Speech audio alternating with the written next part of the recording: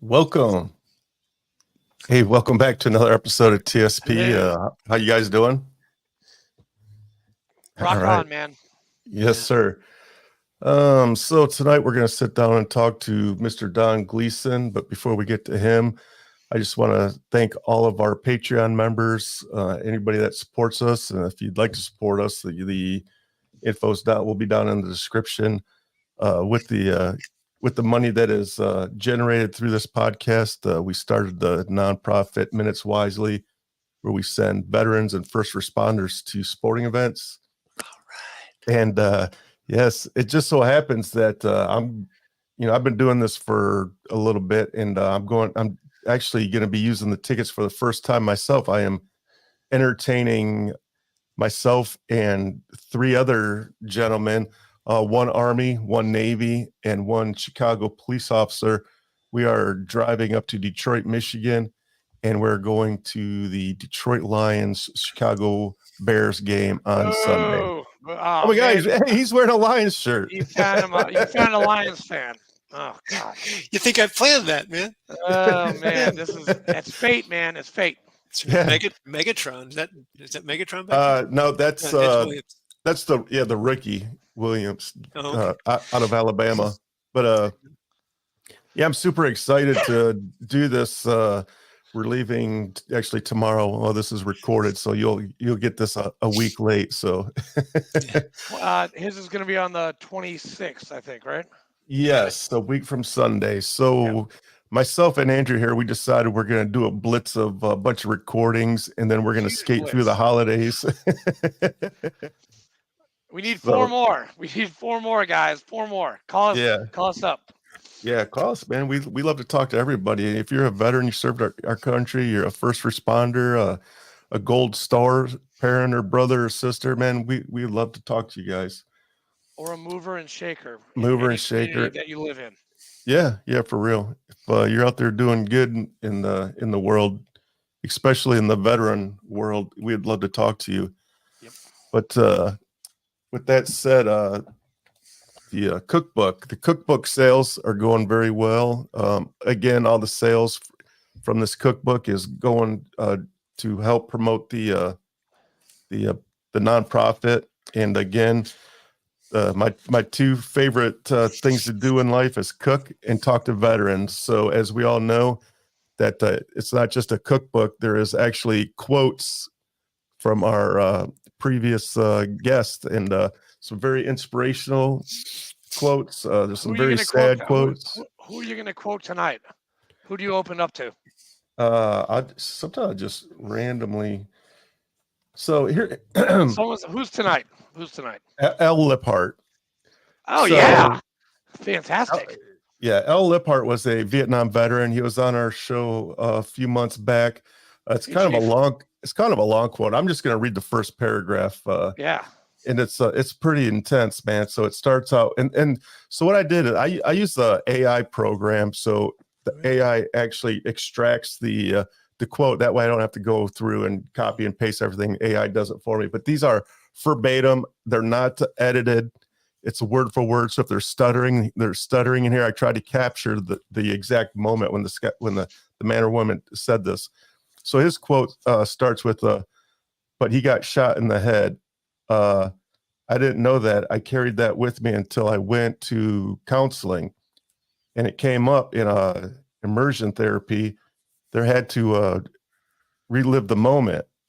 And I said out of that, I had 4 men that went down, and I had 1 killed. And he said he stopped the tape and he asked me to repeat it. So for the last 40, 50 years, Al Liphart literally thought that he had this man killed because he was standing right next to him. The guy he was standing right next to got shot and was killed. So Al literally carried that for his entire life until he went to therapy, and the therapist made him stop and repeat that. And the therapist was basically like, "You think you killed that man?" He's like, no, I don't. And the therapist was like, "Yeah, that's exactly what you said." So I would highly recommend going back and listen to Al Liphart. Man, what a great story he had. He was in his unit got ambushed, and he was on a 4-day firefight for his life. He literally fought for 4 straight days, and it was so brutal, so bad that his brain just shut off. He has no reflection of it. The only thing he knows is what people next to him tell him, and it's very intense. So, and Don, this guy, Al Liphart, he is actually going to be the commander-in-chief of the entire VFW this summer. He's a good man. He's a fellow Purple Heart recipient. I actually just nominated him. Sorry, Al. I nominated him for the National Purple Heart Honor Mission of 2024, which I just did this year. I was the representative from Tennessee. He's going to be hopefully the representative from Georgia. So, all right. God be praised, Al. Yeah. Yes. So, the book costs $20. You can buy it on Amazon. It's going to be on my website here soon. But Don, I have a copy. It's amazing. We focus on suicide. There's a whole page on here for get help, veteran suicide, veteran crisis line, and the page is titled "Tomorrow Needs You," and we're so dedicated to that, and we put our money where our mouth is. If you actually scan this QR code, you'll get my cell phone number. If you're a veteran, a first responder, and you're going through some dark times, please, by all means, scan this. Call me. If I can't help you, I will find somebody to get you some help. Which is probably going to be me, because he'll call me right after, because I've got a laundry list of things that can help out people, and not as many as you, Don. But I mean, I'm pretty well. I don't like to toot my own horn, but I'm a connector. I know some people. Yes. So they say that 22 veterans every single day commit suicide. The VA did a study, and that number is more like 44. We want to get that number down to 0. One is too many. One is too many. So, there's every single hour there's at least one veteran committing suicide, and we need to have that stopped. Hey, I just talked someone out of suicide on Tuesday. So, all right. I'm not gonna tell you who it is. I'm going to keep the anonymity, but.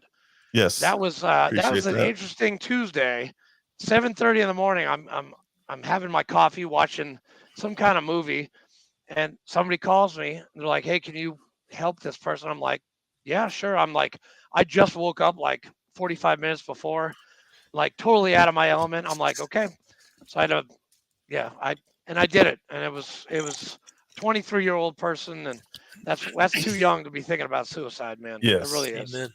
Yeah, well, thank you for that service. That is awesome. Man. Yes, that's great. And also, before we get going, I just want to mention our sponsor, Charlie over at Single Tree Barbecue in Murfreesboro, Tennessee. Charlie has a few words for us. 1 second. What is going on, guys? It's your man Charlie right here from Single Tree Barbecue. Did you know we are on a mission to build community through undeniable hospitality and the perfect plate of barbecue? Y'all come check us out, 2805 Old Fort Parkway, right here in Murfreesboro, Tennessee, Tuesday through Saturday from 11 to 8, Sundays from 11 to 4. Give us a call at 615-307-0120. You can check us out on all the social platforms at Single Tree BBQ. We look forward to seeing you. Thank you. Appreciate all the support. Charlie is a solid guy. He is. He served our country. He is a Army soldier veteran. He owns a barbecue restaurant right here in Middle Tennessee in Murfreesboro. Great guy. Please, if you're ever in the area, please stop by and say hi. Tell him that great food. Yes, tell him TSP sent you. He really does. I'm not just saying this because he's our show sponsor.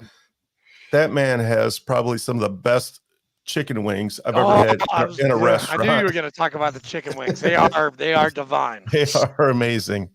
So he smokes them, but they're not rubbery like most people get when they smoke them. Mm-hmm. They're crispy. They're delicious, smoked, crispy wings. Amazing. And they're fat, man. They're like that big around. Don's getting hungry right now. You're killing me. I haven't had dinner yet, man. I just flew in from Miami. I'm in San Antonio. Oh. I'm hungry now. Well, you got to come up to Murfreesboro. Come up to Murfreesboro, man. I will be driving through there. We're doing it's going to be a 5-week camping trip next July. See the Detroit. We're going to talk Detroit in a minute. See the Detroit Tigers in Cincinnati and Toronto. Yes. Nice. My 18th and 19th stadium, seeing the Tigers. Hell We're yeah. going to camp and see some of our Army War College friends. I'm an Air Force guy, bleed blue, but I have some really good Army friends. Aim high, Hell sir. Yeah. Aim high. Yep. It's one team, man. One team, one fight, baby. But hey, listen, keep in touch. I want to know when you're in Detroit. Are you going to be actually in Detroit for the games, or are you going to be in another city watching them? No, we've already seen them in Detroit, so we're going to Cincinnati and Toronto. But we're coming through Detroit. We're going to see my cousins and uncle in East Lansing, in Lansing. Okay, yeah. So we'll have to stop and have lunch with you. I live in Middle Tennessee now, but I'm in Detroit a lot. My granddaughter lives up in Detroit, so I travel there a lot. I'm a season ticket holder for the Detroit Lions, but I give the tickets away. I don't use them. I'm using them this weekend for the first time, but that's part of my nonprofit I started, and part of how I say thank you back to veterans and first responders. I entertain them at sporting events. Yeah. I'm just waiting for the hockey tickets, man. There you go. We finally have something to cheer about with the Lions. It's been a tough stretch, man. Yes, it's tough. Hey, I'm almost 58 years old, and the Detroit Lions have one playoff victory in my lifetime. That's crazy. What year was that? 1991? I always get it confused between 91 and 97 because they were good in both years. Those Barry Sander era. No, they went to the NFC Championship game in like 91 because I was at Bitburg, Germany. Yeah, 91. Okay. Guys, I'm a Pats fan, so I've been a Pats fan since '84.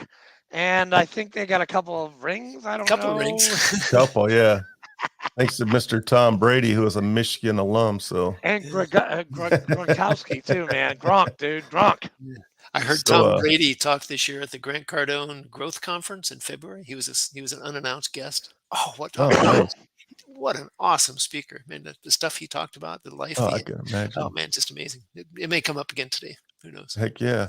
So I think that's all I got to cover. Do you have anything, Mr. Andrew? Yeah, I got two things. December 2nd, we have our VFW Auxiliary Christmas party at 1257 Northwest Broad Street. And then December 3rd, our adopted 118th Air Wing active Air Force unit, we've adopted them. We have a hot chocolate party for their family readiness day. So that's December 3rd at 10 o'clock. And then the party on the 2nd starts at 1800. So full weekend, that guys. Yeah. I don't know how to drink hot coffee, so hot chocolate is my drink, man. Oh, we get like 1,000 people like getting hot. I got to go buy the hot chocolate next weekend. Like seriously, I'm going to Costco. I got to buy all this stuff plus candy canes and all the stuff for the kids. And then we get to meet the wing commander. His name is Khan. That's his call sign name. Khan. Like Star Trek Khan. Like I think it's Star Trek Khan, but it could be Genghis. I'm not sure. It's either or. Well, they're both pretty cool. Yeah, they're both cool. That's right. All right. So now, yes. Without further ado, Don, who are you? Well, I am excited to be here. I appreciate being on the Scuttlebutt Podcast. This is going to be a lot of fun. And I already tell you guys love to have fun, and you have a cause that is just amazing. I'm sitting here with 8 people so far. I'm going to introduce you to, and I bet you can get at least 3 or 4 of those guys the next week. Heck yeah. Yeah. I mean, we're in Mill City, USA, San Antonio. Man, you got to have people who are doing podcasts. And we've already talked beforehand, a couple of them. So I will reach out tonight. And like I said, we're heading camping tomorrow. Sweet. Thank you. So I'll reach tonight and see if we can get you guys connected. Heck yeah. So make sure I got your emails before we say goodbye tonight. Yes, sir. Yeah. So I am a guy who grew up. It's kind of funny. I was born in Michigan, raised in Wisconsin. Moved to Wisconsin when I was 7 years old, 1967. Didn't even like sports then. Didn't even know about it. But it was 1972 when Detroit played Dallas in the wild card game and got beat 5-0 that I turned into a football fan. And I've loved the Lions ever since. Now, I grew up in Wisconsin, so I have to be a Packer fan too. So the toughest game of the year, 2 games, is who do I root for between the Packers and the Lions? Well, that's Thanksgiving Day. Well, it is this year, right? But not always. Sir. It used to be always. Nope. Then they wandered from it. Yep. So I'm a huge Detroit fan. Like I said earlier, I'm traveling to see the Detroit Tigers in every stadium in America. We got last year Cleveland and Arizona. This year we just went through California in September. We got the Angels, the Dodgers, in the athletics. So that's 17. And next year it'll be Cincinnati and Toronto. That'll be up 18 and 19. Wow. And of course, we got a couple that are no longer there, right? Milwaukee County Stadium, Detroit Tiger Stadium. I think there's one other one. But anyway, so it's kind of a fun way to see America. So, but I grew up in Madison, Wisconsin. And from early on, there. Yeah, I've been to Madison, Mad City. From early on, 5th grade, cheese curds. Cheese. Oh, have you ever had fresh cheese curds? Yeah, so good, so good. We try to go back every 2 years to a Wisconsin Badger football game. I played for the Badgers for 1 year, my freshman year of college. What? So having been on that field and gone through practice, that's awesome. Yeah. So unfortunately, I got an F on my third economics exam, and I had to make a decision. I wasn't a scholarship; I walked on. So, but back in 1972, it was 1970 when Detroit played that game. Earlier that year was the first Earth Day, and that gave me my two passions in life. One is to clean America's waters. I really wanted to be an environmental guy. My dad loved to take us hunting, and he was really into fishing. He got us introduced to hunting. So we spent time out in the environment, and I just loved seeing how, the creation. Right now, my wife and I, we do bird watching. So we're up to, I think, 576 lifetime birds, maybe 637, something like that. So when our camping trip tomorrow, we'll try to be seeing some new birds in different places. We see America by bird watching. We don't hunt, we watch. And it's just amazing, the creation of there. So, but I graduated high school in 77, and I said, so I went to Wisconsin to get my environmental engineer degree. So 77. Wastewater treatment plants and water treatment plants. Graduated college in 82, and on 5th of May, on the graduation day, I had 454 letters from companies saying, thanks, but we're not hiring. It was the recession during President Reagan's first term, if you remember that. Back when interest rates on houses were like 15%. Damn. Interest rate in credit unions, I remember getting like 18%, but inflation was way up that high. So I was 6 years old, Don. 6? Is that right? Okay. Yeah. Now you make me feel old. All right. Yeah. Apologies. But that drove me into the Air Force. I was tired of school. I needed to get out. That had been 5 years of college plus 18 years of school. It was time for Don Gleason to get out in the work world and try some things. And the Air Force gave me an opportunity. I did a trip to Dayton, Ohio to see the research and development. The recruiter called me back up and said, what do you think, Don? Are you ready? I said, well, you haven't shown me anything that I'm going to do. He says, well, you want to be a civil engineer, right? And I said, yeah. And he goes, let's go to Chanute.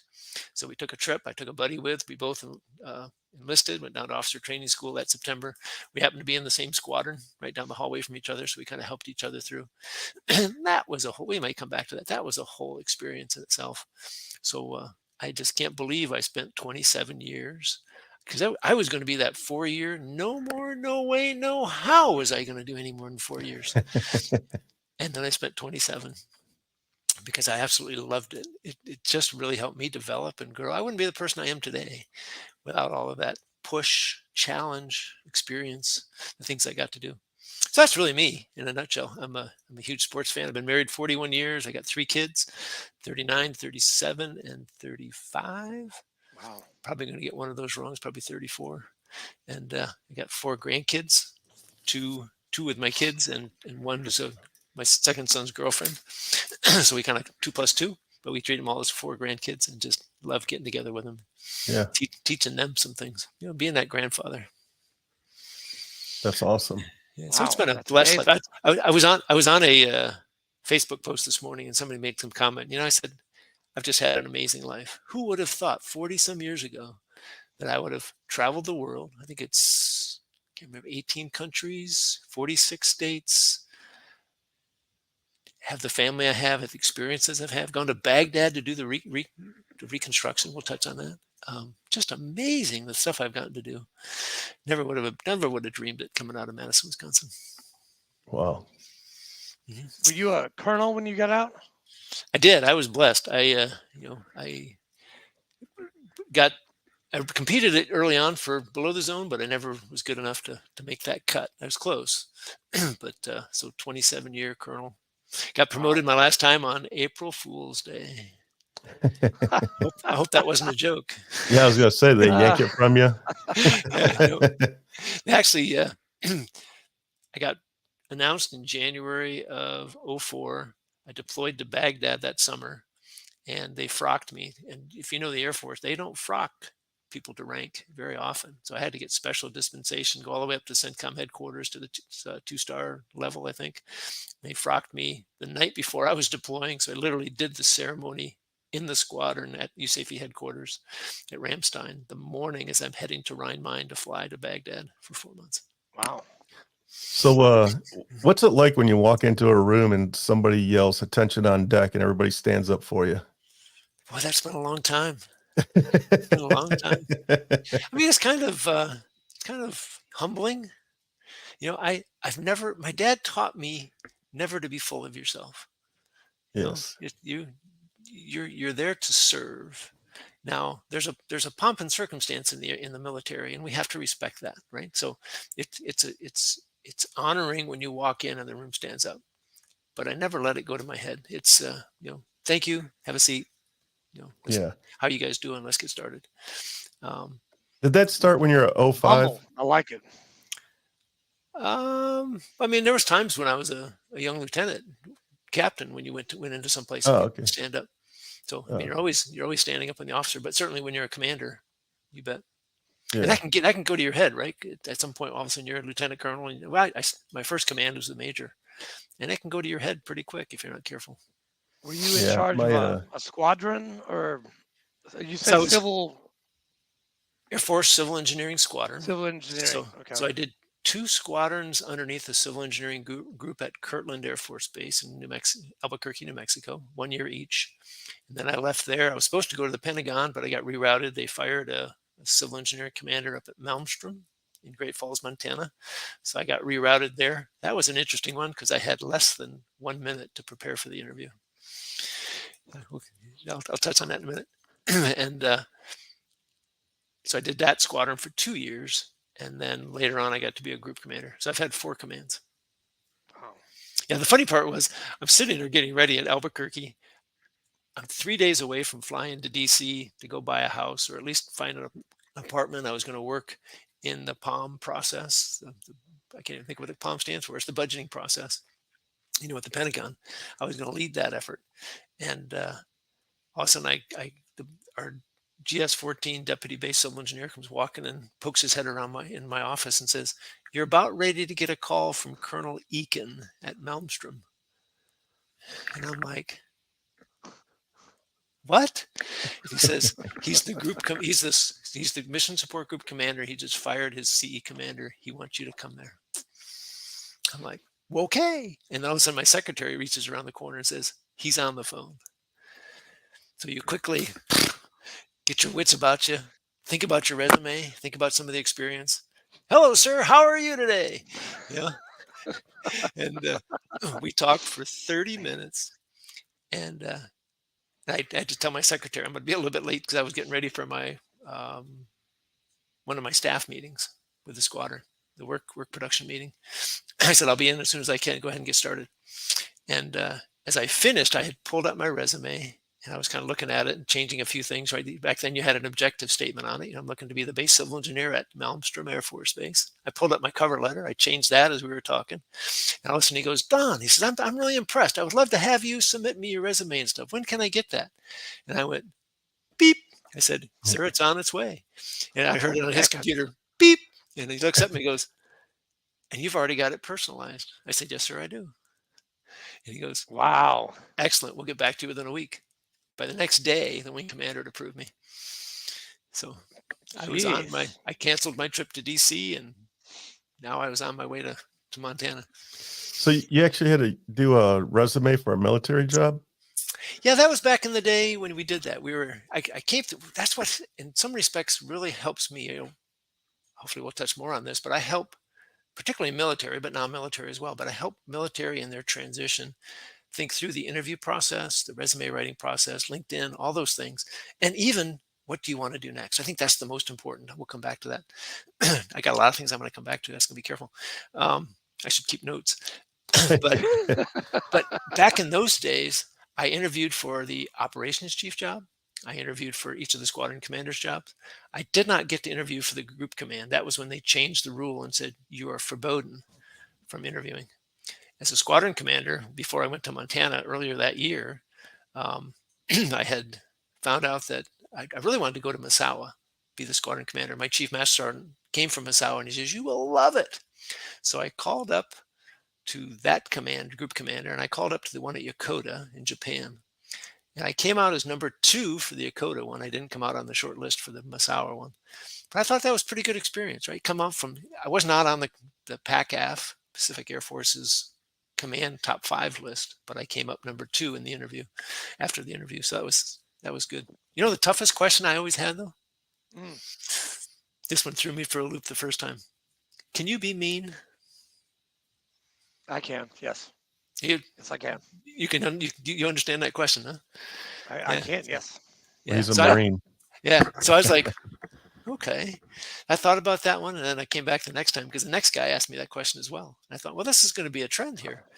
And I said, sir, being mean is a tool in my toolbox. It's not a toolbox I use very often. I can talk to you about that tool and how I've used it and how it's been productive, but that's not my style. My style is relationships. My style is inspiring people and motivating people. I don't motivate by fear. I don't motivate by yelling at people and being mean, but if that's what I have to do, I will. I didn't get any of those jobs. Don, I'm actually looking at your LinkedIn portfolio right now. Uh-huh. You worked for Booz Allen Hamilton for 8 years? I did. Almost 9. Wow. I've got one of my best friends. He works for Booz Allen up in New England. Huh. That's very interesting. What a great company. Very strong military presence, military background. With senior lead technical specialist. Right. Yeah, wow. Senior associate was the official term. They came up with all kinds of terms as I was getting ready to leave, but senior associate means you're a program manager versus a project manager. You're doing business development as well. So I was managing work at Shreveport, stand up of the Air Force Global Strike Command. I was working at San Antonio with the Air Force Restoration Program, and I was working with teams in Panama City, Florida, doing the Air Force Emergency Management Program. So I had about 65 people. Well, I'll be there in May in Panama City. Another time share. Yeah. Do a lot of diving. There you go. No, but I'm very impressed with your LinkedIn. It just goes on for ever.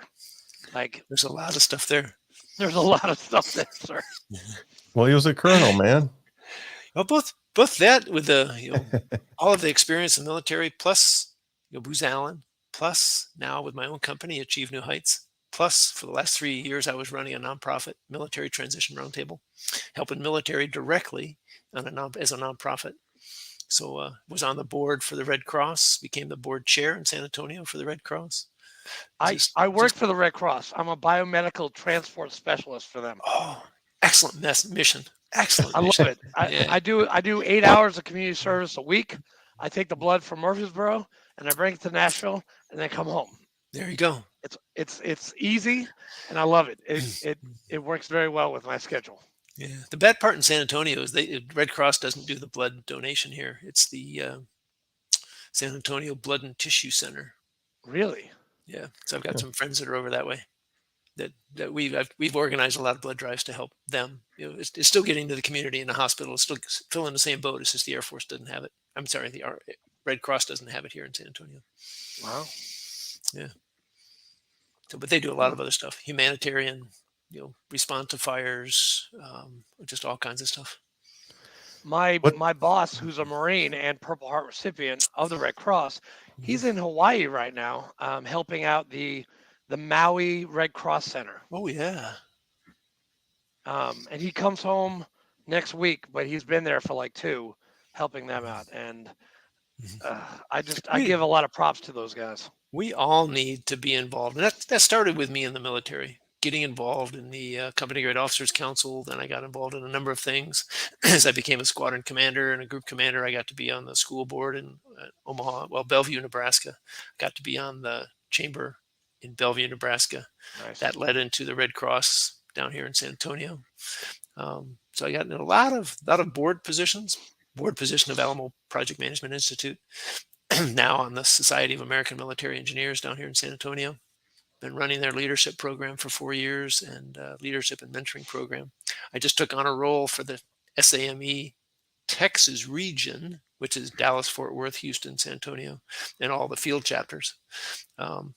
So we taken on their veteran point of contact. So we're going to try to figure out how to get companies more connected to organizations that are working with military so they can directly, actively pursue them for employment, and then talk to them about how they can retain, develop military to stay in those companies.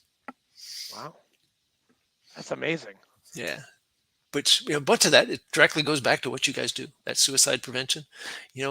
I think on a higher level, but yes, I see that on a higher level, but yes. Yeah. So, wow. So I'm doing it from two avenues. One, my company, I'm focusing on creating, it says on the, on the name thing, help job seekers go from frustration to focus. I've seen too many people, military and non-military, going through that transition process. Here we're talking military, obviously, right? In the 22 a day or 44 a day. I've never heard that study, but that doesn't doubt. I don't doubt it at all. But as they go through that process, they've never had to. You just highlighted it, Richard. You didn't get to interview. You didn't get to do a resume. So few people got to do that. I was just at the right time to do it. So most of us have never gone through that process. Some of these guys are 45, 50 years old doing their first job interview, writing their first resume. They don't know what to put. And here's the problem, at least as I see it. The first thing we do when we say I want to find a job is we go pull up a piece of paper and write our resume. And then you ask them, so what do you want to do? So I don't know. Well, how do you write a resume if you don't know what you want to do? Right. Because the summary statement is focused in on qualifications for the job. It's not about you. Too many people think the summary statement is summary about you. It's about summary about how you qualify for that job. I see Andrew shaking his head up and down violently. Yeah. No. That's perfectly right. I was 26 when I joined the service, but I'd already gone to college. And I'd already worked in the civilian field for like 3 years.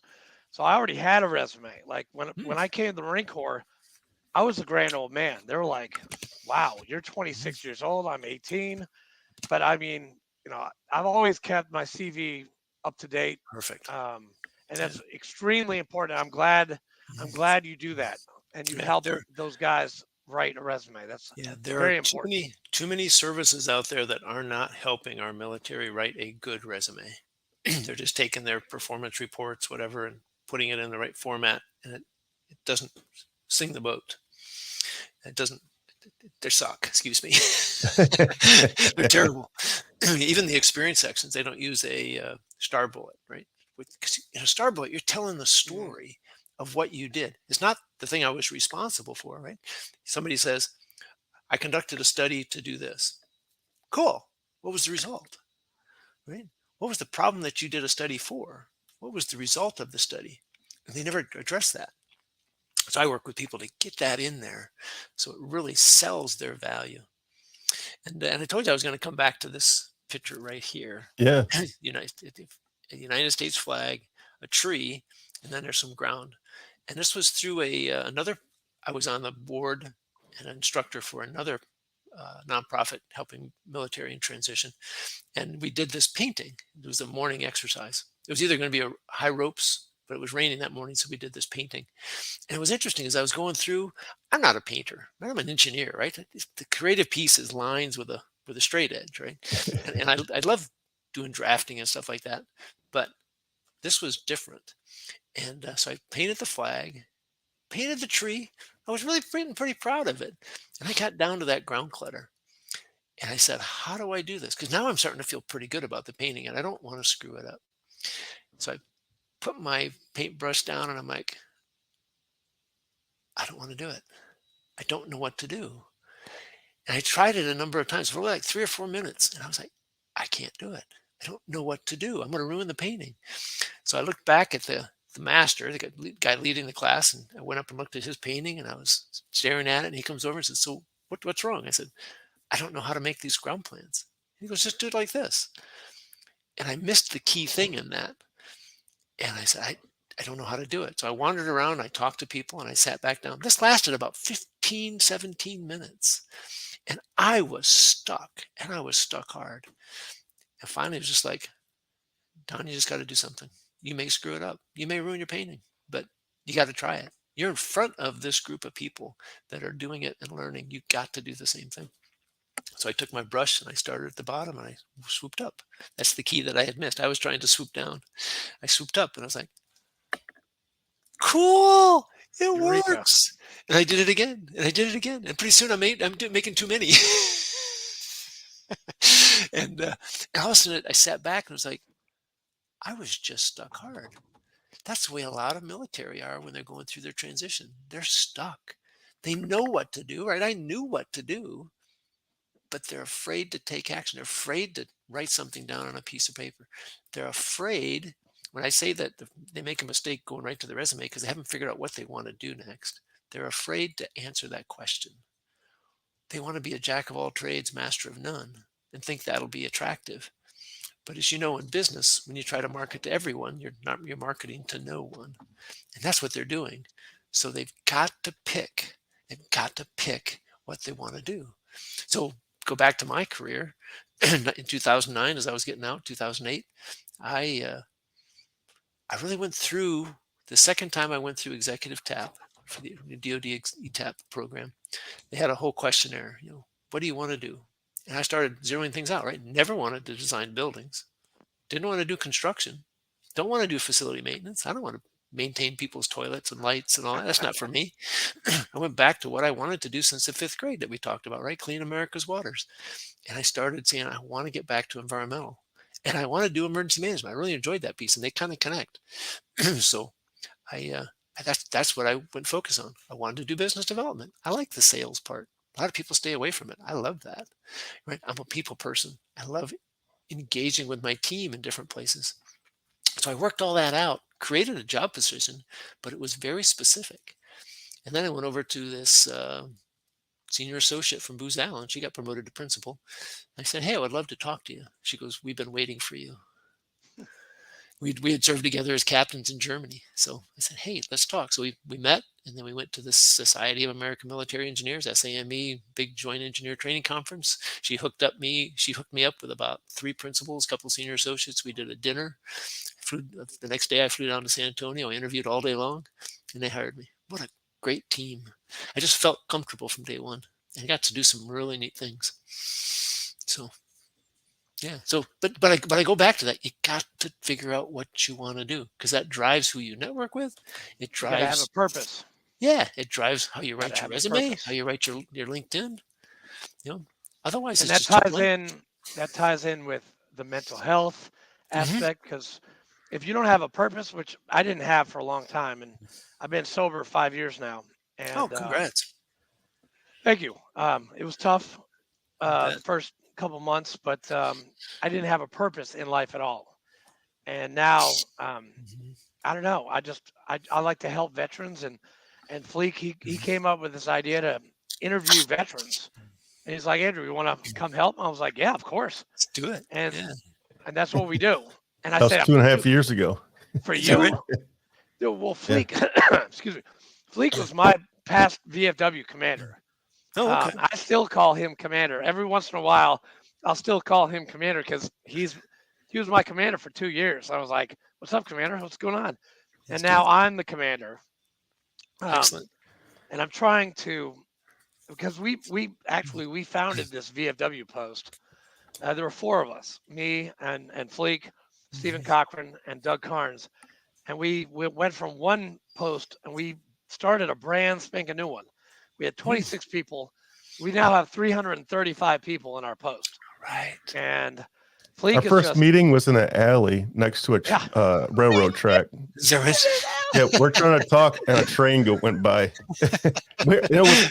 I'm talking. We were outside. It was October. It was October. It was cold as shit. The place was closed because somebody told me, "Hey, why don't you go meet there?" They weren't even open that day, so we sat like on the patio next to the train tracks. They're like, "Holy shit! Is there a train going by right now?" You know what's impressive about that is people are shying away from organizations like that. Yes, they are. which it's hard to get that many people. We're facing that in SAME. It's hard to get the middle management, younger. I'm a pretty good recruiter, sir. Good. Yeah. You almost got to get in people's face these days. And yes, he does. And I do. And I'm about to ask you, but I'm not going to ask you because you know what? You're a colonel. You're going to be like, nah, I'm good. A 3-star general told me that same thing. I asked him if he wanted to join the VFW, and he's like, nah, I'm good. I'm like, no problem. I joined 2 posts over the last couple of years. I transitioned. The second one, I transitioned my membership to something, because one was way southwest of San Antonio. I'm north central. This was west of Lackland, so it was an hour drive. It was just like, that's you know how many VFW members you have in Texas? It's disgusting. You guys have like 64,000. We have 8 posts in San Antonio. You have 8 posts. You have like 50. You have 50 districts in Texas. It's just. So you probably know Dan West, don't you? I've heard the name. I don't know him. He's now the adjutant general of the entire VFW Marine. Okay. I saw him 2 weeks ago at the VFW Southern Conference. But yeah, Dan is he's a big to do in Texas. I love that man. Love him. Yeah, we need to keep staying together and tell our stories and talk to each other. There's a voice there, right? MOA, Military Officers Association. There's a voice there. The Sergeants Association, VFW, American Legion. Nope. We part of sergeants or MOAA. Sorry. Yeah, but you pick one, right? But pick one that resonates with you, because it's a voice in DC to stay on top of our benefits, right? The VA disability benefits and how they're changing the rules, the housing for our current serving, TRICARE for our retirees. There's so many different issues out there. I'm a lifetime MOA member, have been for 15, 20 years, easy. So nice. That's awesome. Yeah. Enlisted, and he's enlisted. He's enlisted too. So we can't join the MOA. Sorry, guys. But there's so many for the appropriate level, for the appropriate group, right? Or the Army Association. Freemasons. Yeah, Freemasons is a great organization too. The Army Association just had their Marine Corps League, the Army Conference. Association, American Legion, VVA, DAV. So you touch on that with mental health, right? Yes. We as people, as humans, are made to relate to people, to interact with people, to have friends. We are social creatures. We are social creatures. Yeah. Yeah. But what's happening? We say that in Masonry all the time. Man is a social creature. We need to talk to people. That's right. But what's happening with this little gizmo right here, right? We are getting out of touch with having a relationship with people. Yes. Talking to people. So that's a key skill in transition. It's a key skill in success is networking. How do you go talk to somebody and have a conversation with somebody and interact, right? And so many people have lost that skill. A lot of our military are afraid to do it, which is crazy, because that's exactly what we did in the military. Mm-hmm. You needed to get a job done. You said, I think Master Sergeant so-and-so over in the field maintenance squadron has it. Let's go over there. So boom, hey, Sergeant, can we talk a little bit? When I was a captain, I started a staff assistance program to manage hazardous waste and hazardous materials across the base. I was learning the rules through the 40 CF Code of Federal Regulations, CFR. Like OSHA? It's more the environmental side, but OSHA is more safety. Yeah. So safety, occupational health, this is more the environmental side. But I went out and I sat down with all the shop supervisors around the base, K.I. Sawyer and then at F.E. Warren. And we talked about what the rules were. It wasn't punitive. It was trying to educate them. How do you separate waste? How do you store waste? How do you label waste? How do you label materials? How do you buy materials so that you don't? Because what was happening, these guys were buying 5 gallons, using a quart and throwing the rest away, because we had the end of year funding, right? So they bought mass quantities. But if they need a quart, so I worked with a base bioenvironmental engineer. If we needed, let's say 8 people needed quarts, we bought 2 gallons and we distributed the 2 gallons around, so we had no waste. And it was just ideas like that. I won 2 Strategic Air Command environmental awards doing stuff like that. As a captain, that was my second assignment. That started to vault me and separate me from my peers. You mentioned K.I. Sawyer. Have you ever been there? Oh, I lived there for 4 years. Yeah. Were you stationed up there? First assignment. 210 inches of snow every year. Yeah, I was there. That's beautiful. That's where my family's from. Have you ever been to Munising? Oh yeah. Mm-hmm. Yep. Yeah, my mom was born and raised there. She's buried there. My grandparents are from there. I love Munising. That whole area is gorgeous. Is that the Uper? Is that the UP? Yeah. UP. My son. I know. My wife wants to move there, and I'm like, you won't last like a second up there, hon. My son is a Uper. I'm a troll. I was born below the bridge. What's a troll? Wait, what's a troll? A troll is they live below the bridge, right? Yeah. So the Mackinac Bridge. So if you're born in the lower peninsula, you're a troll. If you're born in an upper peninsula, you're good. I've never heard that before. I'm sorry. Yeah. My grandfather used to call me a troll all the time. Yeah. I was like, wait a second, you were born in Pontiac, Michigan. You just moved up there after you got out of the Army. Yeah. Luckily, I was there in 1984 when the Tigers started 49-9, and they won the World Series against San Diego. I was at the Olympics. I was in California watching the Olympics then. 84? Yeah. 84 was a good year. Yeah, that was the year I graduated. Mm-hmm. From what? I went right in the Navy. Oh, from the Navy? I graduated high school in 84, and then I went into the Navy shortly after that. Wow, 84. But I remember being up in Munising, and you can hear the jets breaking the sound barrier out over the Lake Superior, quite often. Yeah, we had an F-106 squadron, I think it was, at KI Sawyer. Yeah, the B-52s, the KC-135s, and I think it was F-106s. Yeah. And, yeah, it was. I think it's an international, or I don't know if it's international, but it's an airport now, just a civilian airport now. They moved the Marquette Airport down to KI Sawyer because the Marquette one was only 5,500 foot, and they were really limited on the planes they could get. So now they came down to KI, and now they can bring the bigger aircraft in. Though the area still hasn't really developed. No, that big. I flew into KI Sawyer a couple years ago for one of my cousin's weddings.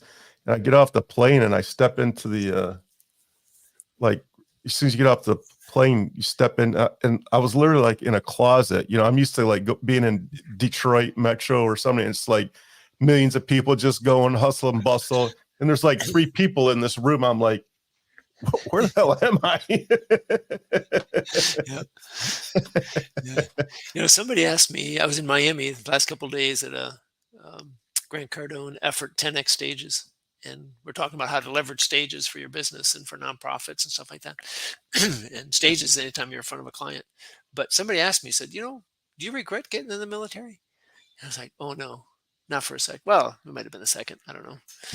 I almost got kicked out on my 3rd day in officer training school, but only because of weight. I lost an inch. Every time I went to professional military education and military, they measured me 1 inch shorter.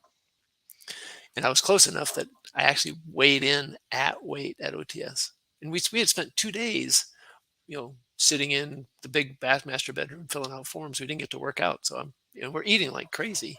The dining facility, chow hall, whatever you want to call it. So I weighed in at weight.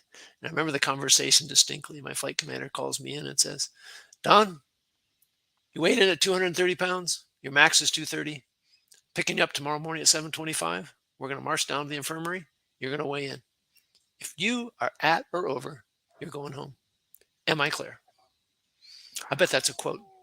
And I was like, I said, sir, can I speak? And he goes, yes, sir. Go ahead. OT, go ahead, OT, officer training. And I said, I'm 6'5". My max is 236.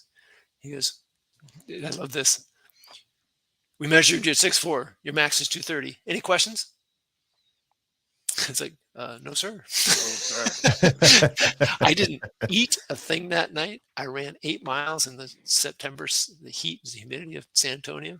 Nice. I didn't eat breakfast. I didn't drink for 24 hours. I weighed in at 222 the next morning. Oh. My flight commander. How old were you? I was 23 at the time. 23. We could do that back then. Yeah. You're 6'5"? 6'4.5", yeah. I lost 28 pounds in that 12 weeks. I was 202 when I graduated. But unfortunately, they put me on the Fat Boy program. Can't say it that any way anymore. PCP, Pork Chop Platoon. Yes. Pork Chop Platoon. That's what the Marines call it. Because just like that, when I got to Parris Island, I was 230. I was 192 when I graduated. Yeah. Like, there you go. They starved us. I mean, my mom was like, damn, did they even feed you? I'm like, no, not really. I ate like crazy. I couldn't believe it. But we marched everywhere, and you ran every day, and you played the games. And so they put me on an hour of extra exercise every day. I messed up and didn't take seriously the first writing assignment, so I got put on remedial grammar. That was another hour of work every day. And then they gave me cotton fatigues because they had all these extra pair. I got 4 extra pair. I got 4 pair of cotton fatigues when everybody else got 2 pair of permanent press. I'm thinking, I got 4 pair. And they don't iron very well, not in the Texas heat. So I spent an hour ironing. So I spent 3 hours every night going through all of that. And then I had to study. And I could have been very spiteful. I could have, but it was just like, I was driven. Man, you go back to purpose. My purpose was to graduate. My purpose was to stay out of college. My purpose, I just got married. I've been married 3 months when I joined the service. So, well, maybe it was 5 months, but I wasn't going to, they weren't going to kick me out. I wasn't going to fail anything I could change. They may kick me out because I'm not good enough. Right. But I was pushing hard. So. See, I was, when I went through boot camp, my dad died second month. And I was determined. That makes it hard. He was my first veteran suicide that I knew about.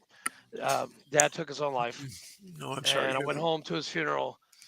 And they're like, we're gonna kick you back. I'm like, no, you're not. No. And so I just pushed forward, and I graduated when I was supposed to. I was just not going to be on that island for another month. I was like, nope. Right. And I just, and then after the fact, enough of that, right? After the deployments, and then after like I was out, then I mourned my dad, and that took like 11 years and messed me up pretty bad, but I got over it. I had a lot of help, did a lot of stuff, worked on myself a lot. And now I'm this happy-go-lucky, grateful, recovering alcoholic with the motivational retardedness of a Marine. Still, you have an incredible message to be out talking to our men and women today. You know what? And you brought that up. Speaking, I hated doing that. Like when I was in college, I got a C+ in interpersonal communication. When I got out, I didn't want to talk to people. I didn't want to do anything. And I had to find my voice, and I had to find my purpose, just like what we were talking about. But thank you, Don. I appreciate that. Yeah. And what's interesting is, go ahead. No, I was just going to say he's a pretty good advocate these days. Yeah, I'm okay. Awesome. What's interesting for me is I did the Myers-Briggs twice. I've done it 3 times. I'm about a 49 on the introvert extrovert, just a little bit leaning toward introvert. Okay, good. And so they now call that an ambivert, like between 40 and 60. Yeah, you can. Yeah. So I've learned now I recharge. It's all about how you recharge energy, right? So I recharge in front of people. I love it, but I can't do it that long. And I recharge by myself, but I can't do it that long. I have to go back and forth. So it's fun to get in front of an audience and just play with the audience and connect with them. I just talked to the Alamo Project Management Institute, 25th of October. We're talking about DISC, the DISC personality assessment. And I was just constantly engaging with the audience, getting them to do things and answer questions. And I just had a blast. I can't just stand up in front of an audience and talk. I need to interact with them. It's kind of like training, right? And that's why I love coaching so much, because you're asking questions, getting people to think. We say we're going to stay out of politics, but one thing I love to do is ask people a question and understand their perspective. I 100% respect it. It's their position. I'm not going to try to argue them. Right. But I want to ask them why you have that. And I want to talk about why I have it. And we may end up convincing each other something different, but that's not my intent. My intent is to understand. Because if I don't have the ability to ask questions to understand, then I don't understand the other point of view. My wife and I led a youth group one summer, the Awana program, Approved Workmen Are Not Ashamed, 2 Timothy 2:15. And we actually brought in an opportunity to talk about Muslim and Hindu and some of the other faiths. Boy, the head scholarship director's like, "What are you doing?" So these guys don't know anything about these. And if they don't learn, the people that introduce it are going to turn it, and they're going to convince them to move from Christianity to something else. And they need to know in a friendly environment what's going on. And okay. So he watched us close all week, but we had some real good textbooks to use and people to read. And but I just love the conversation. That's why I love podcasting so much. Yeah.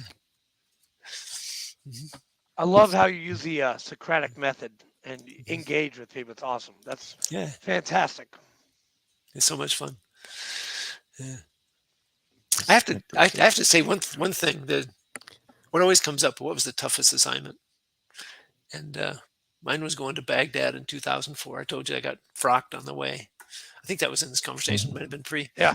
But I got frocked on the way down, and so I'm in Baghdad. First week, I go down to meet with I was in the green zone, so we went out to the Baghdad airport. That's where the 1st Cavalry Division commander was, 2-star. Peter Corelli ended up becoming the 4-star deputy Army Chief of Staff. But he was the 1st Cavalry Division commander. And he walks in the room and he makes a statement. But the funny part was Colonel Cox, Ken Cox, and I had just gone to Army War College together in Carlisle. We played basketball together at lunch almost every day. We were on the same, what do they call it? The senior officer school, the Jim Thorpe Olympics. So everybody has teams, and we got together, and I played on the team for the Army War College against the Air Force and the Army and the Marines. They all came together. Or I was on the Army, so the Navy. We played the Navy. So we knew each other really well. We ran into each other at the dining facility on the way into that meeting with General Torelli. He was the head engineer for the 1st Cavalry Division commander. We spent an hour at lunch talking about what we were both doing. I'm doing reconstruction around the country. He's doing reconstruction in Baghdad. We're talking about how we can integrate. So go back to General Torelli walks in the room. I'm the only guy standing in deserts because that time the Army had moved to their different uniform. And he looks at the room and he goes, "What in the hell is an Air Force colonel doing in my engineer update?" Now he said it with a little bit more flair. "What in the hell?" I'm standing there, and he looks at Colonel Cox, and Colonel Cox says, "I don't know, sir."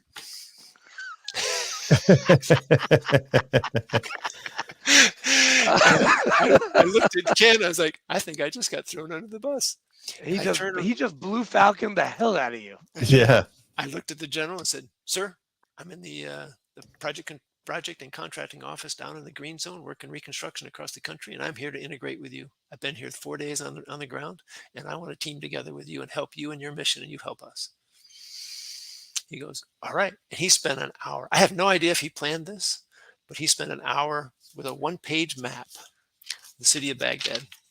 And he talked about how simple idea: sweat, sewage, water, electrical, and trash. And if we can get rid of the sewage and we get rid of the trash, we can give them water, we can give them electricity, we can win their hearts and minds, they will give us information, we can keep our troops alive, and we will help them stay alive. And he had example upon example. For an hour he went through this. I was bought in. And then we got to work together for the next 12 weeks, doing some awesome things. He actually challenged me one time. He says, "Don," he says, "we got a problem.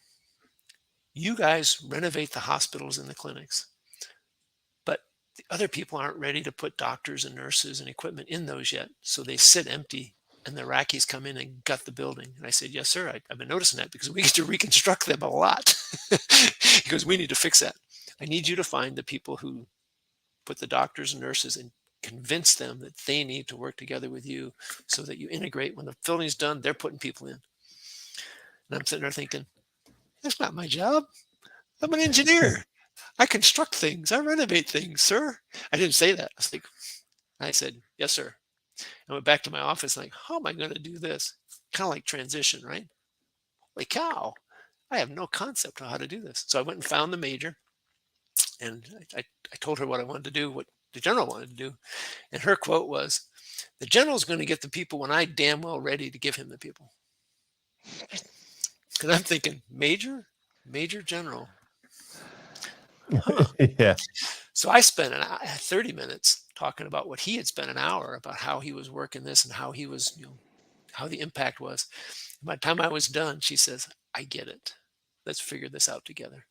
And before I left, we finished the first hospital, and we put all the doctors and nurses and equipment in there and integrated them. And we avoided having to renovate twice. And it was so cool. And I got his coin, General Trelli, before I left.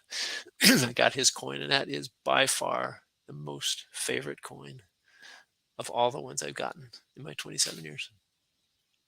Awesome. Cool.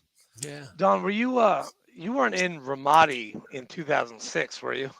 No, I was there in the fall of 2004. So it was when they had the big battle. The big in one, Fallujah. yeah. Yep. Yeah. Which was interesting because my first weekend, I came in on a Sunday. On that Friday night, I had to brief the entire $12 billion program to the Defense Audit Agency. And then that night we flew out to Ramadi, to Camp Blue Diamond, the Marines, right? That's right. Hey, I lived there for 7 months. Yeah. And we were meeting the Iraqi contractors and talking about the new program we were coming with, because up to that point we had given money to mayors and to go build stuff, and they were taking the money and go buying their own stuff, and nothing was getting done. So we said, we're going to start awarding directly to Iraqi companies. And we had developed a process. And it was the people before me. I just got there, and now I'm taking credit for it, but I just come in. But that Saturday morning, we're talking to Iraqi contractors, and this Iraqi contractor stands up, and he just starts going off in his host tongue. I had no idea what he was saying. And I'm the senior guy in the room. I'm the only colonel there of the team. But it wasn't my meeting. It was the contract guys. Everybody's just kind of sitting back looking at me, and I'm like, okay, Don, you get to stand forward, man. Figure this one out on the fly. So I stood up. I found my translator. I had to be careful because I wasn't sure what this would mean to Iraqis. I said, this is bad. Don't do this. Yeah, don't do that. I said, sir. I brought the translator over. Said, tell him to hold for a second. So he did. And I said, this is what I want to relay to him. I want to have a conversation about what we are here to do and how. And so tell me what he's saying. And translator gave me the rundown of everything I just said. He thought this was unfair. You're giving the money to the wrong people. The leaders are crooked, blah, blah, blah. I said, that's why we're here. And we talked. And then through the translator, he and I talked one-on-one. That gentleman's brother was a colonel in the Iraqi army.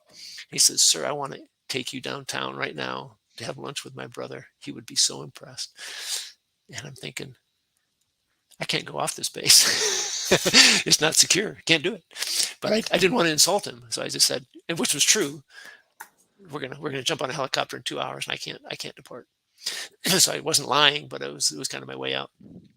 And we implemented a process that 12 months. We got over 1,000 projects started across the country of Iraq to reconstruct hospitals, clinics, schools, security posts, fire departments, electrical systems, communication systems, railroad stations, we're rebuilding. It was the biggest thing outside the Marshall Plan from World War II.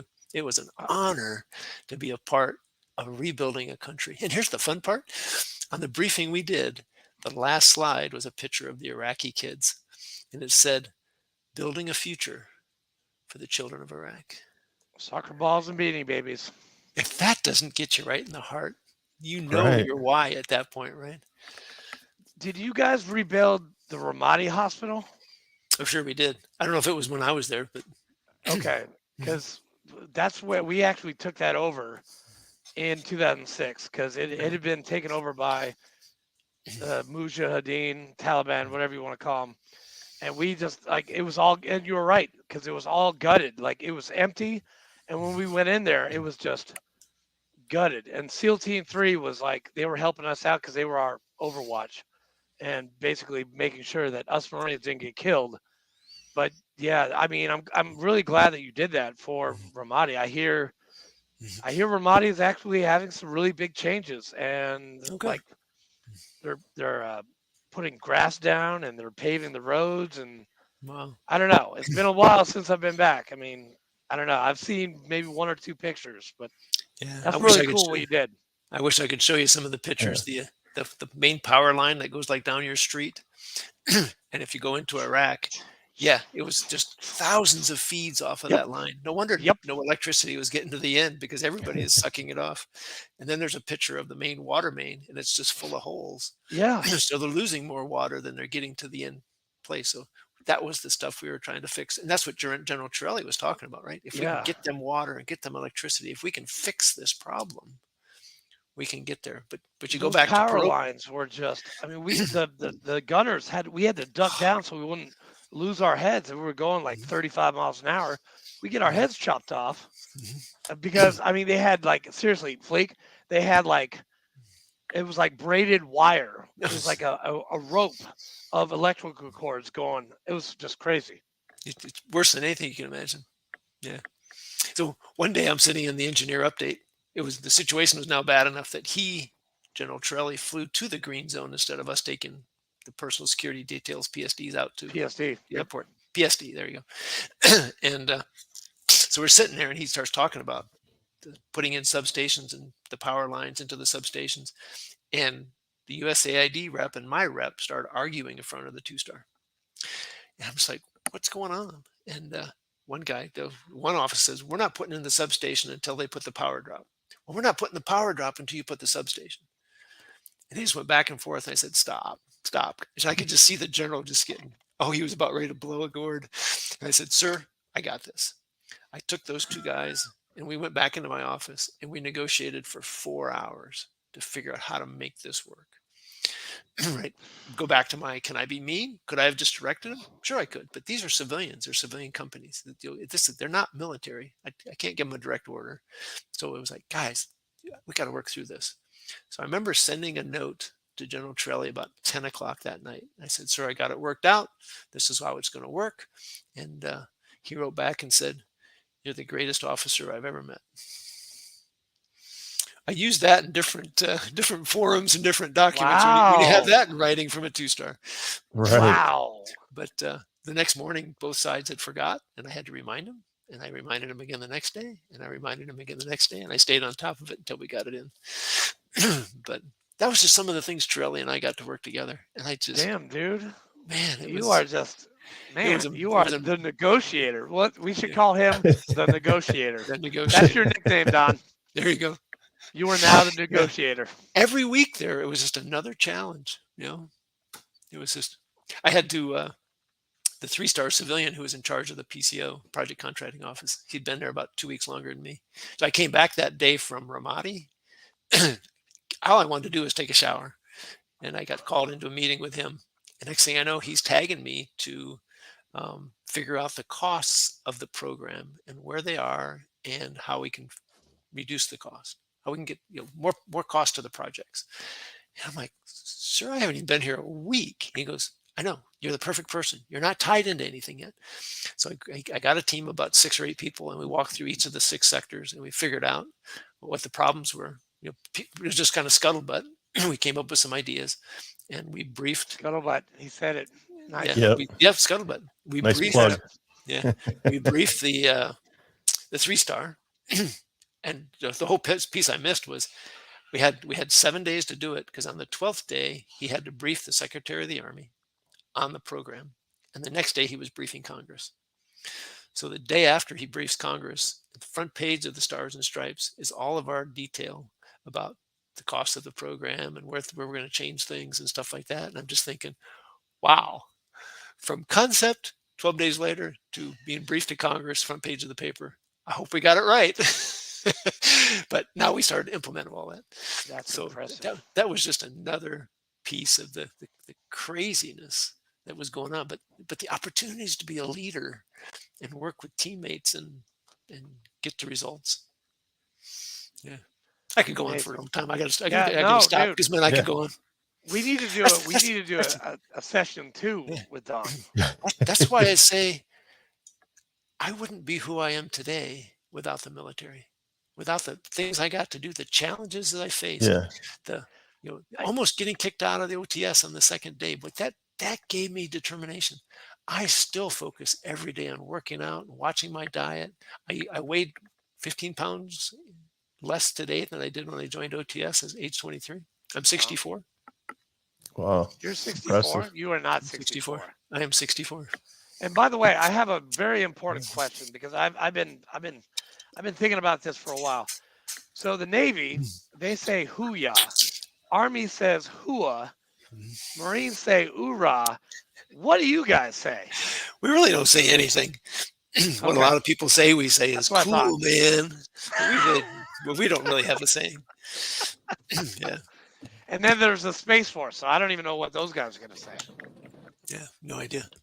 Yeah, we really don't have something. Sorry, that was a fun question. Yeah.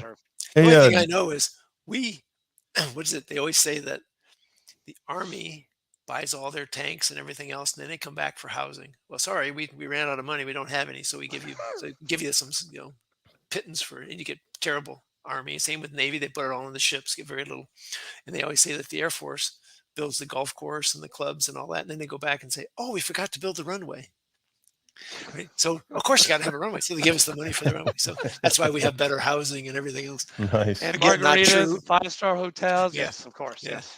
But the Air Force has become masters at programming for different financial budget needs. We have become really good, and we've been working with the sister services, and we're all going to Congress together to talk about not just what we need, but the impacts. Go back to the resume, right? Selling yourself to a company, you've got to speak in their terms. We had to figure out what is the terms that Congress needs to hear, the impact. And it was about operational readiness. So we changed around the air base became a combat platform because that's what you launch and recover aircraft. So it is a combat platform. So we had to rate it out in a sorts report, status of forces, status of resources, training, equipment, right? So we rated it out, electrical systems, pavement, all that stuff. And we actually in Booz Allen worked through and categorized each of those. There's a standard 5-part phasing of that, rating of that for operational ability, right? From top notch to terrible, can't use it, inoperable. And we actually made a 4, what do they call it? There's 3D, it's a 4D model of how you can over time, based upon investment, change the structure, change the readiness of all the Air Force facilities over time. Whoa. It watered my eyes. I didn't do it. I just had to see it and just think about how we could have implemented that when I was there. But some of our contractors, like Booz Allen, man, just doing amazing stuff to help us articulate and get money. Wow. Yeah, I'd be honored to do it part 2. Yeah, that was awesome. I don't know if I've wandered from any of the questions that you had. No. I covered a bunch of stuff that we talked about. You've been great. No, our guests, we pretty much let our guests control the show, see wherever they want to go. So it's all good. You've been great, man. I was looking at some of your past episodes and F-15, F-14s flying off carriers and all that kind of stuff. I was like, well, I don't have that story. But hey, listen, I have the story with General Torelli and I think that Baghdad reconstruction and the country. And yeah, everybody's got a story. So every time I pitch this to have somebody come on as a guest, and I'll give them a little snippet. Like I did a little 3-minute snippet where there's like 5 or 6 people talking, and I put it together and I sent it to them, and it's all very interesting people, and literally everybody says, "Oh yeah, I can't top that." And I'm like, no, it's not a competition, man. That's right. We just want your story. But I don't care if you're digging ditches in the Middle East somewhere or you're flying $80 million aircraft. Nope, I want to talk to this guy on this side and this guy on this side and everybody in between. Yeah. Everybody has a story. I was a E3 yeoman on an aircraft carrier. I have the most boring story ever. No, come on. You got some amazing stuff, I'll bet. Please, yeah. No, he does. I mean, the Top Gun story and the CVN, Carl Vincent. Come on. I mean, no, he's got some good stories. Yeah. I mean, but that's what I'm saying. Everybody has good stories. They just we're just here to pull it out of them, Here's an interesting piece of that. I became a John Maxwell team, now Maxwell Leadership Certified team.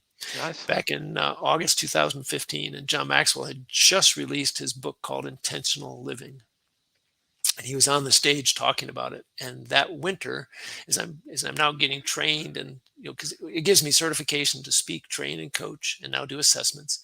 And I think I've now got 24 different books of John's 93 books that I can teach from, right? So combine that with all the stories I've just been talking and his principles, that becomes powerful to talk to companies about culture and values and communication. So many things that leaders need to do. So we're talking to him one night. We, as executive director group, there was about 150 at the time that were at the conference. So we're in a private meeting with John, and somebody walks up and says, "Sir, it's not working." And he goes, "What's not working?" He says, "I'm trying to tell your stories from your books, but they're not resonating with the crowd." He says, "Because they're not your stories." Exactly. And she says, "But I don't have any stories." And he goes, "Yes, you do." And I immediately jumped on Facebook, because we have a Facebook group just for that executive director group. And I said, "Guys, this is how I did it. I have 5 pages of stories." And people are like, "How do you do that?" I sat down and I said, just created a structure. Being an engineer, created a structure. 1st grade, 2nd grade, 3rd grade. I went just what things came to mind that were interesting stories from every grade, college, every year, every military assignment. And quickly I filled up 5 pages of just kind of one-line bullets. It's now triggers to help me go back and think about those stories. So whenever I need a story for a talk, I just start thinking back through that. And it's amazing. But we all have so many stories, right? Yeah. I remember just one in 2nd grade about, giving Valentine's. It's a story about respect, because I wrote a nasty note to a young girl. And it's a, what do we call it? It's a significant emotional thing that I regret doing, but I did it, and it's helped form. I said something one time when I was deployed to Batman, Turkey, to my counterpart, captain back in Bitburg, Germany, and I kind of pushed him a little bit, and I said something I shouldn't have said, and I finally called him yesterday and apologized for that. That was 32 years ago. Wow. To make amends do not have a time limit. That's right. It's been bothering me for a long time. Did they remember it? He kind of said, "I remember it." I said, I've long ago put it beside me. I just figured you were under a lot of stress," which we were. We had a lot of stress being out in the middle of Turkey, and but I said, Turkey is kind of stressful. That doesn't mean that I should have said the thing that I said, especially in front of your team. That's probably the big thing, in front of your team.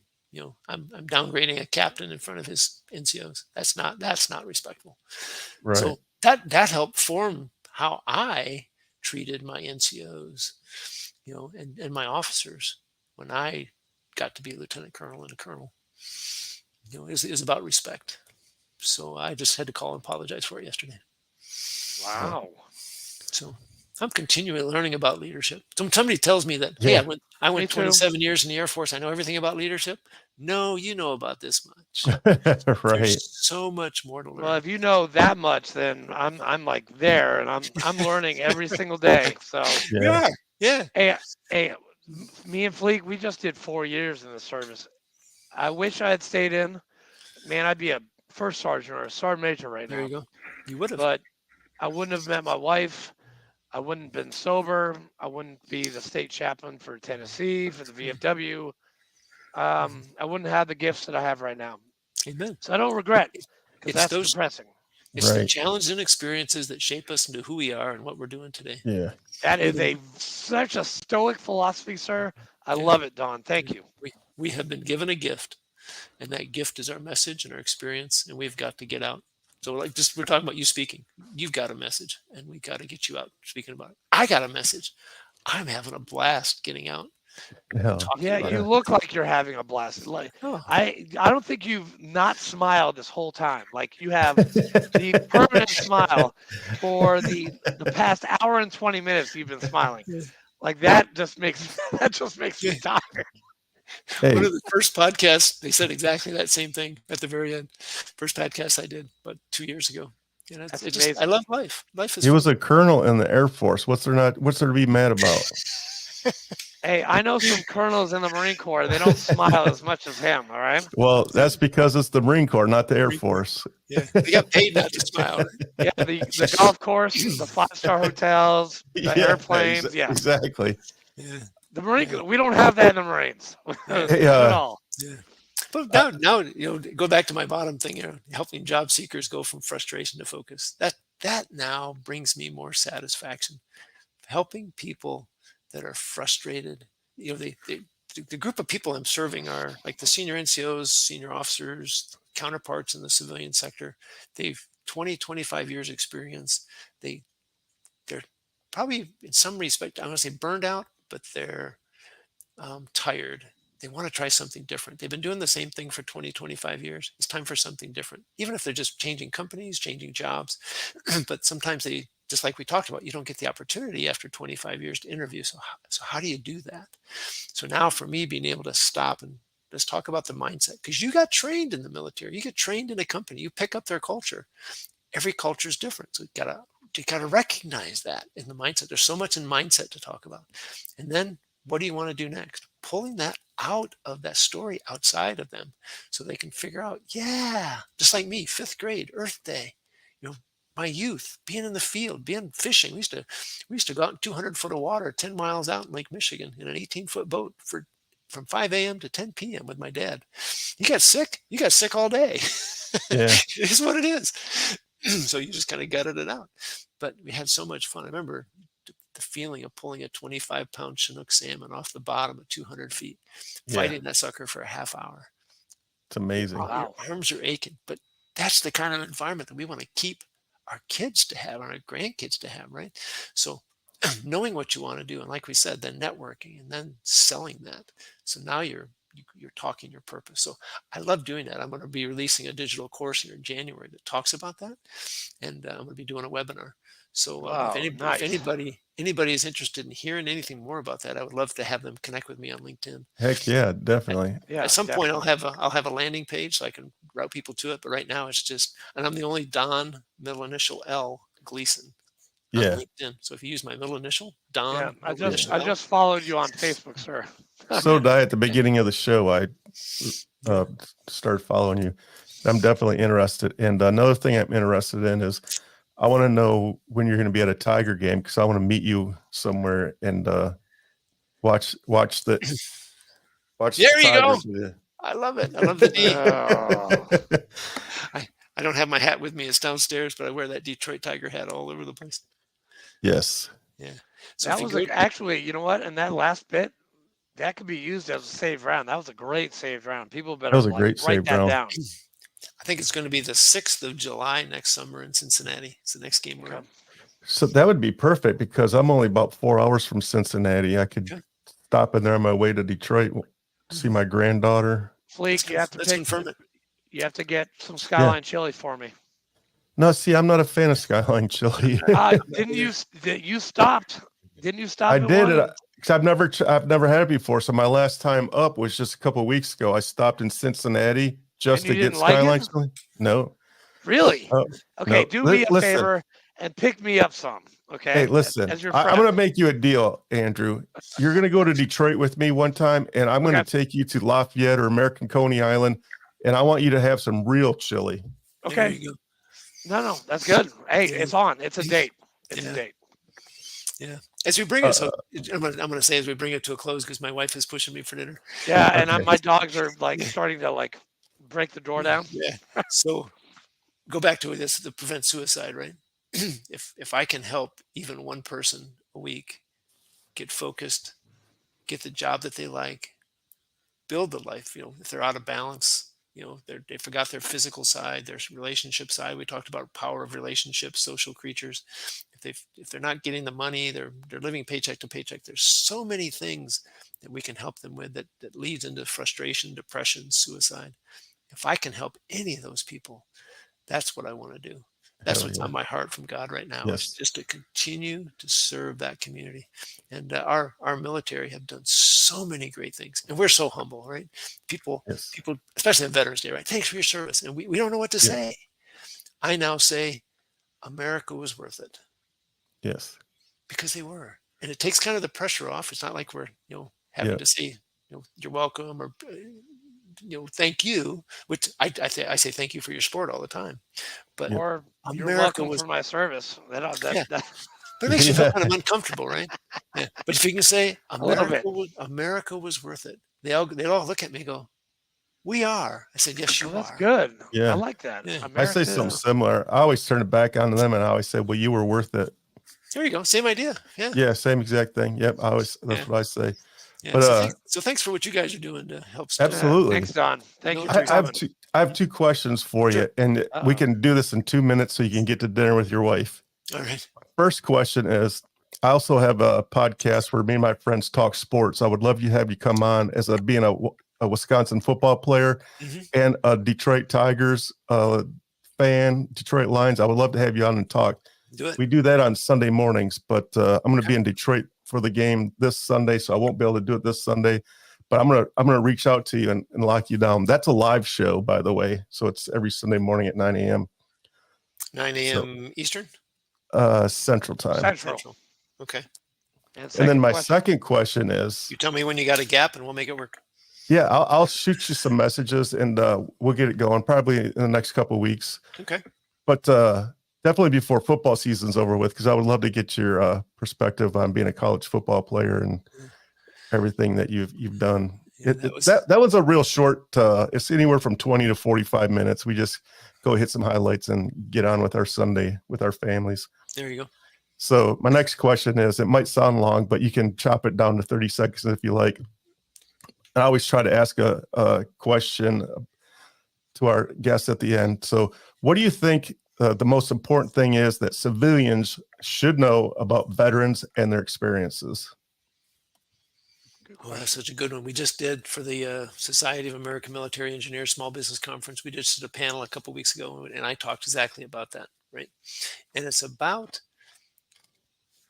the thing that just came in my mind. A lot of times they look at the military and say, well, I don't need an infantryman or a navigator or a tank driver, right? But if you break that experience down into its parts, there's so much there that you can rebuild into almost any job, right? It's the ability to learn a task and to excel in that task. It's ability to be on time. It's ability to communicate and to lead. There's so many technical and soft skills that we come out of the military with that can go across almost anything. So if civilians look at it and say, I don't need a tank driver, they're missing the entire value of a military person, because we just like what we talked about with for the last hour and 20 minutes, right? Who would have thought I could have ever done that? But that's what the military taught me, is how to negotiate and communicate and inspire and motivate and train and learn. That's what I became after 27 years. And that's what a military member, whether they're 4 years or 30 years, comes out with. So long answer, but if they're not seeing the military person far beyond what the job title was, they're missing it, because we're not job titles. It's our values, it's our culture, it's the training, it's our abilities. Excellent. Make sense? Yes, sir. Perfect. Well, I want to thank you for, first of all, I want to thank you for your service, man. God bless you and your wife and your children.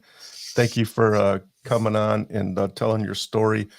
And whenever you're ready for part 2, just let us know. We would love to have you again. You're a great guest. Sounds great. I appreciate that. And thank you guys for your service. And thank you for what you're doing. This is awesome. Yes, sir. Yes, sir. And we just need to keep doing it.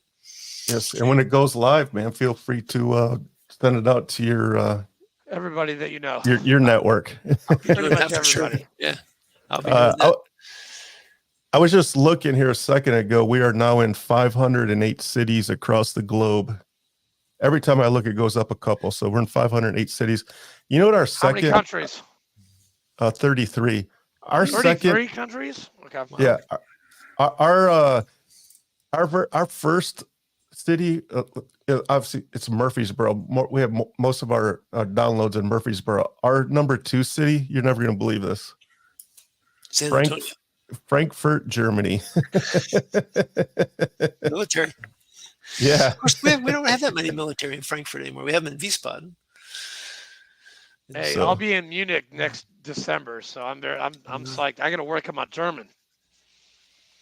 All right. Well, I'm going to let you go. Thank you again. Ich haben Sie ein Bier, bitte. Wow. Wunderbar. Danke. Dankeschön. Dankeschön. Guten Tag. Guten Morgen. All right. God bless you guys. All right. Take care, buddy. And go Lions Sunday. Let's do this.